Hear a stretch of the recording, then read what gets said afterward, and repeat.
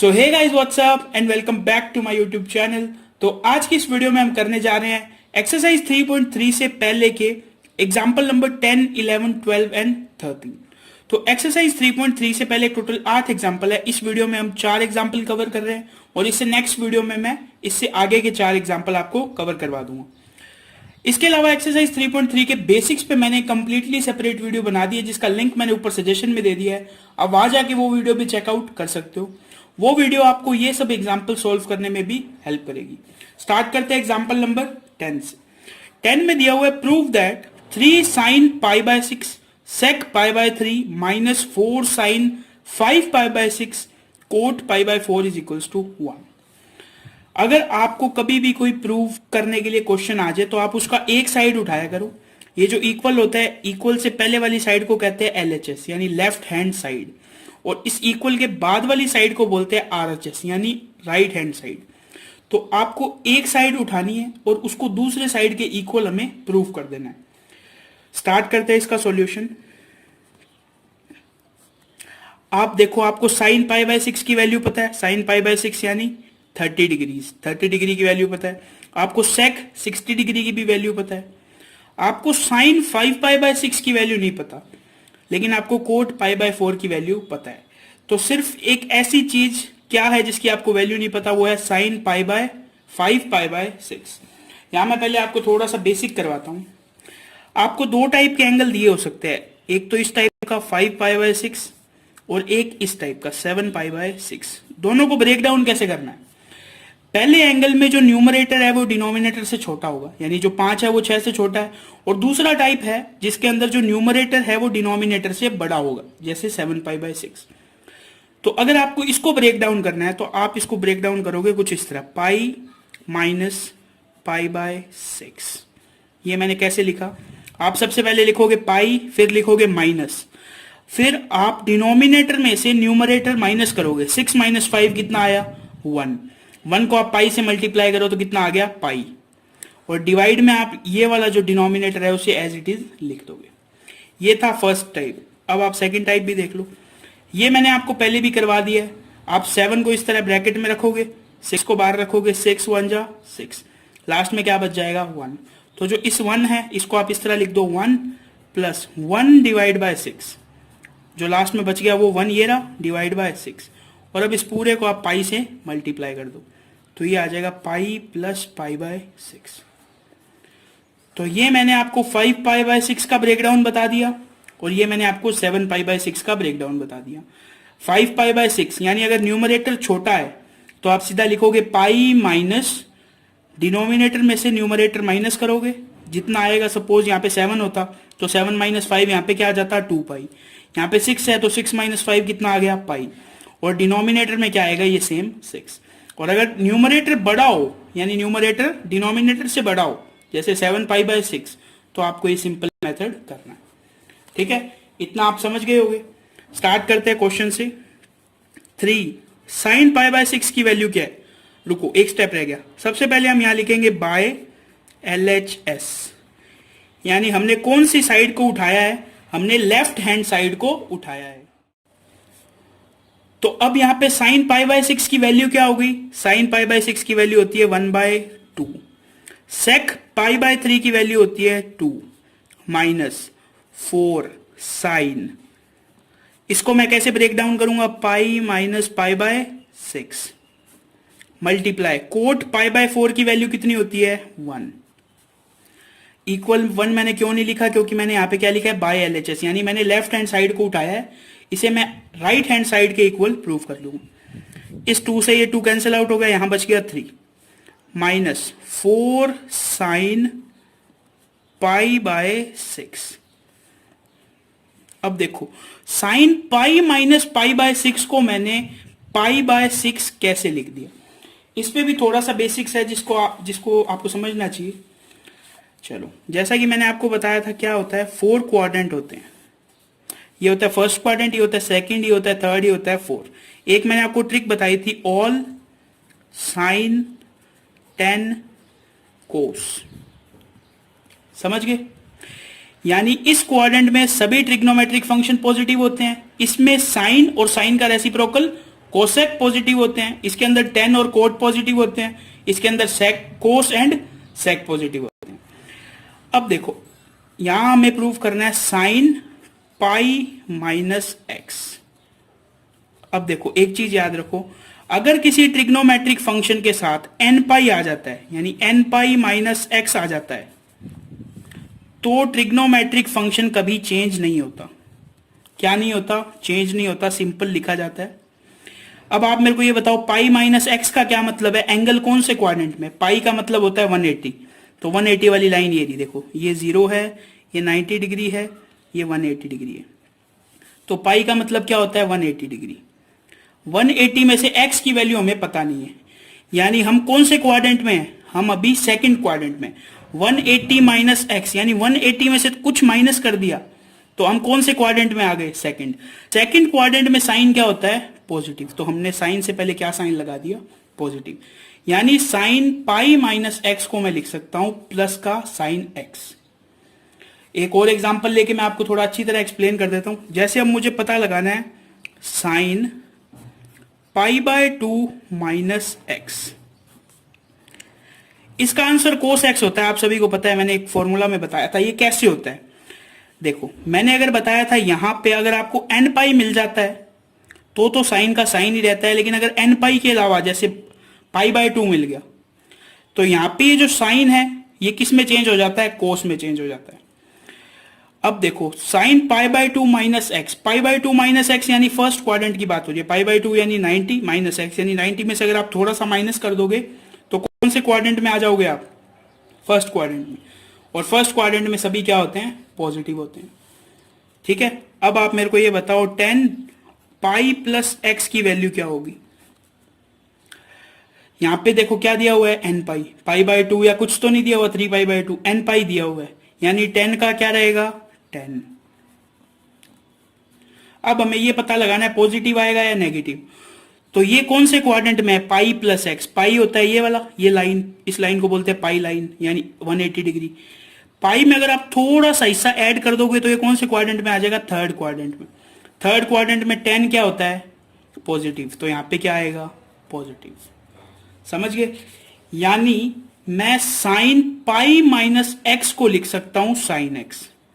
यहां पे मैं लिख देता हूं sine pi minus x is equals to sine x.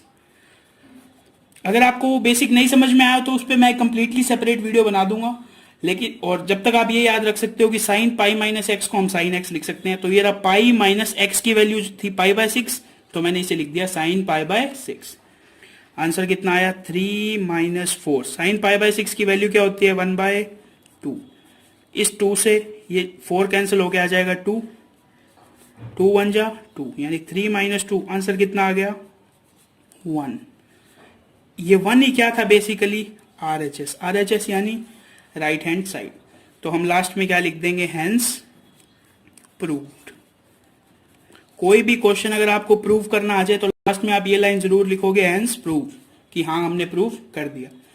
क्या लिया हमने? लेफ्ट हैंड साइड उठाया, सभी की वैल्यूज रखी, साइन 5 पाई बाय 6 को ब्रेक डाउन करके लिख दिया pi minus pi by 6। Sign pi minus x को हम साइन एक्स लिख सकते हैं, मैंने आपको बता दिया कैसे। तो मैंने sign pi minus pi by 6 को मैंने लिख दिया sine pi by 6।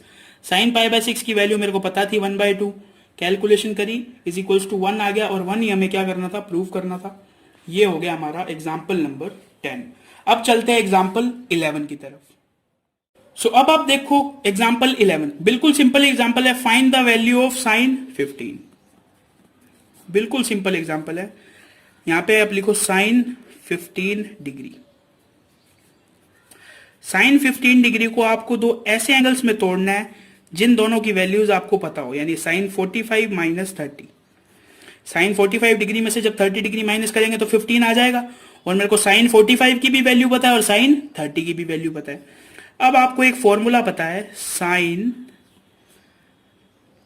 x minus Y का। क्या होता है फॉर्मूला? साथ साथ बोलो, sine x cos y minus cos x sine y। ये फॉर्मूला था, मैंने आपको बेसिक्स में बताया था। इस फॉर्मूला को यूज करते हैं। x की जगह मुझे 45 दिया हुआ है और y की जगह मेरे को क्या दिया हुआ है 30। तो ये फॉर्मूला हमें लिखना है साइन x यानी sine 45 degree cos 30 degree minus cos 45 degrees sine 30 degrees. सबकी वैल्यू हमें पता है। साइन 45 डिग्री की वैल्यू 0, 1/2, 1/√2। कोस 30 की वैल्यू √3/2 माइनस कोस 45 की वैल्यू 1/√2 और साइन 30 की वैल्यू 1/2।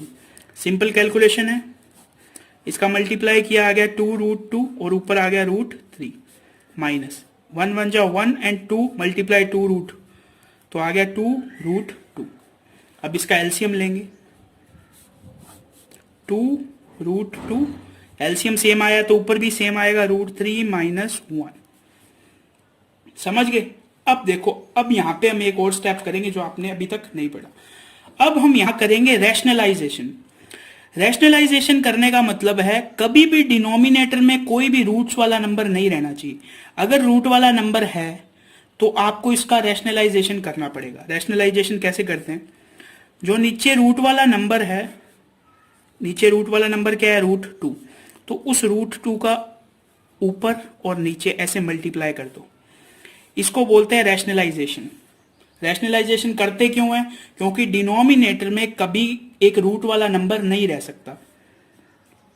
√2 को जब आपने इससे मल्टीप्लाई किया तो क्या आ गया √2 √3 माइनस 1, और ये 2 का 2, √2 को जब आप √2 से मल्टीप्लाई करोगे तो क्या आ जाएगा 2 आ जाएगा।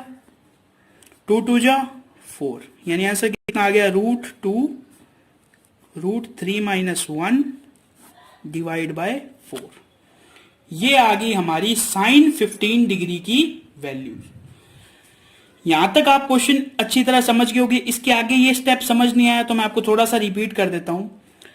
जो आंसर होता है उसके अंदर जो डिनोमिनेटर होता है उसमें हमें रूट की वैल्यू नहीं रखनी होती। उस रूट की वैल्यू को हटाने के लिए हम रैशनलाइजेशन करते हैं। रैशनलाइजेशन कैसे करते हैं? नीचे जो रूट का टर्म होता है उसका न्यूमरेटर और डिनोमिनेटर में मल्टीप्लाई कर देते हैं। जब आप इसका इससे मल्टीप्लाई करोगे तो ये कुछ ऐसा आ जाएगा, अंदर मल्टीप्लाई करने की जरूरत ही नहीं है। ठीक है, और जब आप 2 को 2 लिख दिया और √2 को जब मैंने √2 से मल्टीप्लाई किया तो मेरे पास 2 आ गया। 2 2 जा 4, बिल्कुल सिंपल था। ये कंप्लीट हो गया हमारा एग्जाम्पल 11। अब चलते हैं एग्जाम्पल 12 की तरफ। सो अब आप देखो एग्जाम्पल 12 बिल्कुल एग्जाम्पल 11 की तरह है, लेकिन हमें रेडियन फॉर्म में थीटा की वैल्यू दी हुई है। Find the value of 10 13 π/12। Solution देखो इसका। एग्जाम्पल 10 में मैंने आपको बताया था इसे कैसे ब्रेक डाउन करते हैं, तो मैं यहां पे सीधा लिखूंगा 10 13 π डिवाइड बाय 12। इसको मैं ब्रेक डाउन करके लिख देता हूं 10 π प्लस π/12। ये आपको पता है मैंने कैसे लिखा एग्जाम्पल 10 में, अभी मैंने आपको बताया था।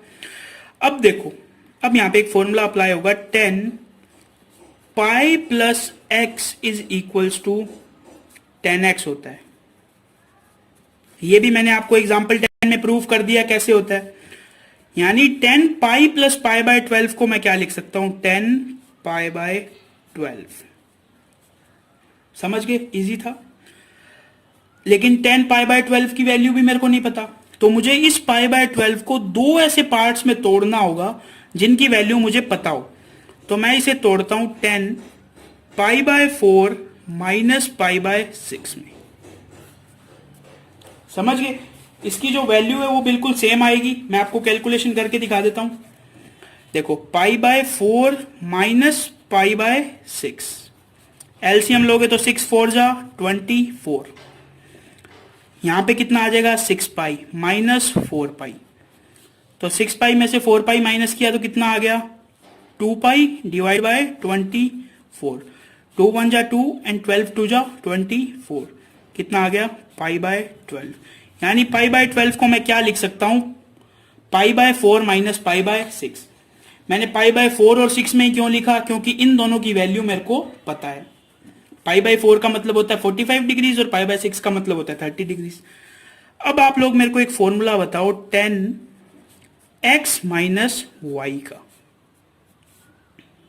10x माइनस वाई का फॉर्मूला होता है 1 minus 10x 10y divide by, रुको, फॉर्मूला ये नहीं होता इसका, इसका फॉर्मूला होता है 10x माइनस 10y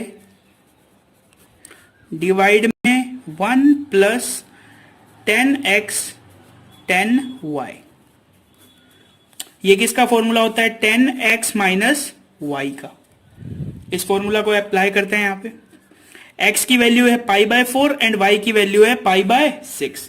तो मैं वैल्यू लिखता हूं 10 pi by 4 minus 10 pi by 6 divide में 1 plus 10 pi by 4 10 pi by 6। फटाफट मेरे को वैल्यू बताओ 10 पाई बाय 4 की। 10 पाई बाय 4 यानी 10 45 डिग्री। 45 डिग्री की वैल्यू होती है 1 माइनस 10 30 की वैल्यू होती है 1 बाय रूट 3। इसकी वैल्यू होती है 1, इसकी वैल्यू होती है 1 मल्टीप्लाई पाई बाय 6 की वैल्यू होती है 1 बाय रूट 3। इसको सॉल्व करो, इसका एलसीएम लेके सॉल्व करोगे तो आपके पास आएगा root 3 minus 1 divide by root 3। इसका एलसीएम लेके सॉल्व करोगे आएगा root 3 plus 1 divide by root 3। इसको मैंने आपको सॉल्व करना बताया हुआ था, इसको आप कैसे सॉल्व करोगे? इसको आप रेसिप्रोकल कर दो, root 3 minus 1 divide by root 3, और इसको नीचे वाले पार्ट को रेसिप्रोकल करके मल्टीप्लाई में लिख दो। तो हमारे पास क्या आंसर आ गया? Root 3 minus 1 divide by root 3 plus 1।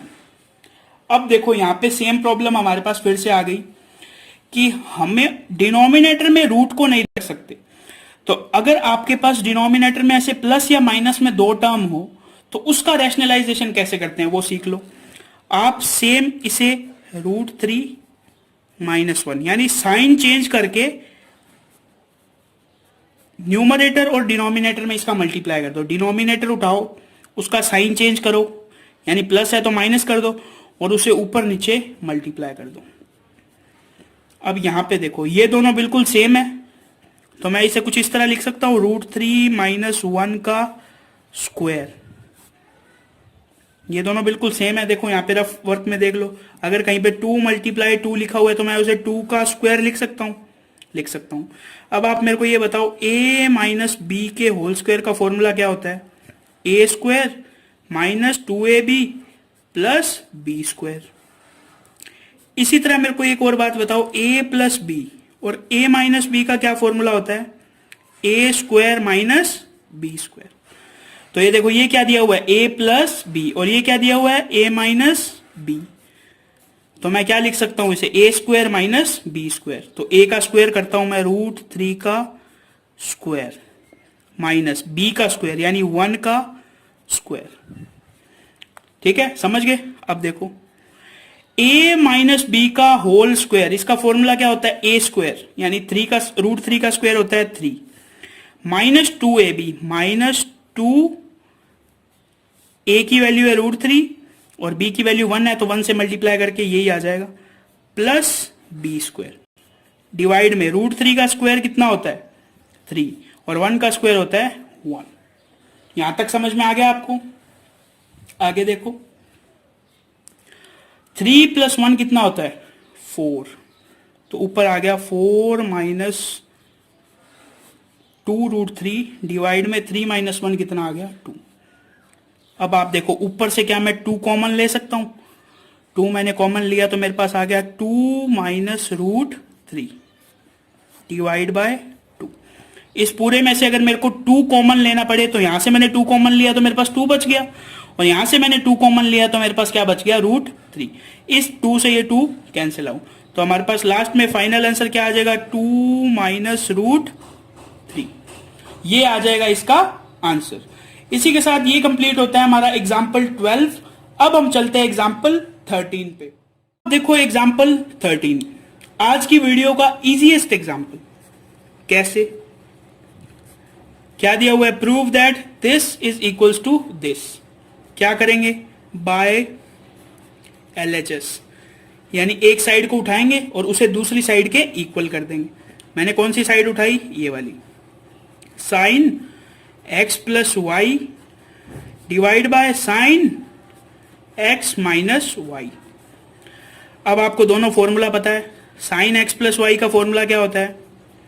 Sign x plus Y का फॉर्मूला होता है sine x cos Y minus cos x sine Y. इसी तरह साइन x माइनस वाई का फॉर्मूला क्या होता है?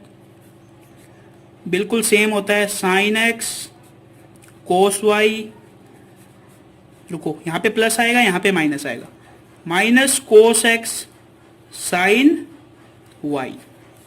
ये आ गए हमारे पास दो फॉर्मूलाज। इन दोनों फॉर्मूलाज को इसमें पुट करो, क्या आएगा? Sine x cos y plus cos x sine y. देखते चलना, बिल्कुल इजी सा क्वेश्चन है। आगे यहां पे मैं क्या लिख दूंगा? Sine x cos Y minus cos x sine y. अब आपको यहां पे एक बात का ध्यान रखना है। मैं लिखता हूं यहां पे dividing cos x cos Y in numerator and denominator.